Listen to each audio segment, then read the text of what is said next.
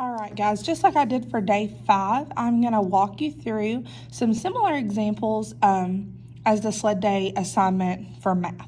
So I'm going to walk you through these examples, and then hopefully you can use these examples to help you as you do your SLED day assignment. So, sorry my video is pretty jank. I've got my Powerade bottle holding my camera up, but we'll do the best we can. So number 1 says, what is the simplified form of the expression? And then it gives you an expression below. Essentially, all we're doing here is combining like terms. And then for the 9th graders, we did that in our first unit. So this is something that shouldn't feel new. Like terms we discussed is whenever you have essentially the same variable with the same exponent. So they have the exact same variable, which is the letter, including the same exponents and all. So what I'm going to start with, I notice my first thing is that I have an m in, meaning an m with one exponent and an n with one exponent. I have 15 of those there, and then I have -5 of them here. So what I'm doing, I'm going to take 15 and add -5 to that, and that allows me to have 10 mn. And then those are gone. The next one that I have listed is m with the power of 1 and n with the power of 2. And I don't see any more of those, so I'm just going to copy that straight down. And then that is gone. And then the last pair of like terms that I have m with the power of 2 and then n with the power of 1.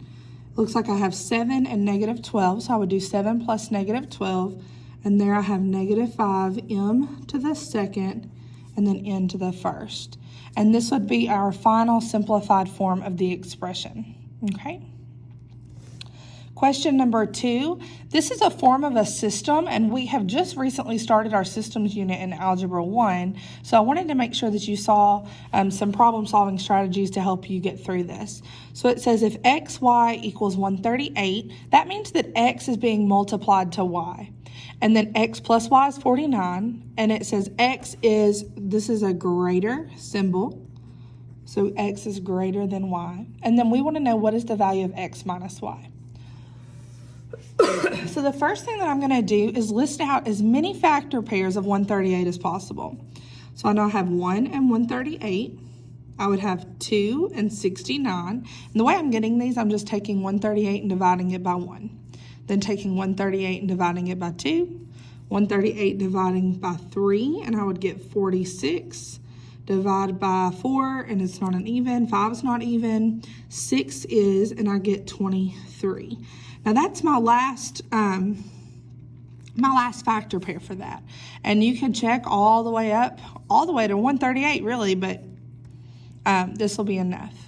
So at this point, I need to know x plus y equals 49. So I'm going to go through these pairs, and I noticed that 3 and 46 add up to 49. So at this point, I know that my x has to be 46, and I know that my y has to be 3 because x is greater than y.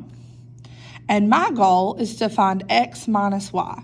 So I'm going to do 46 minus 3, and I get 43 as my answer. And that would be my solution. So once again, for day 6, you have to have a paragraph explaining your work.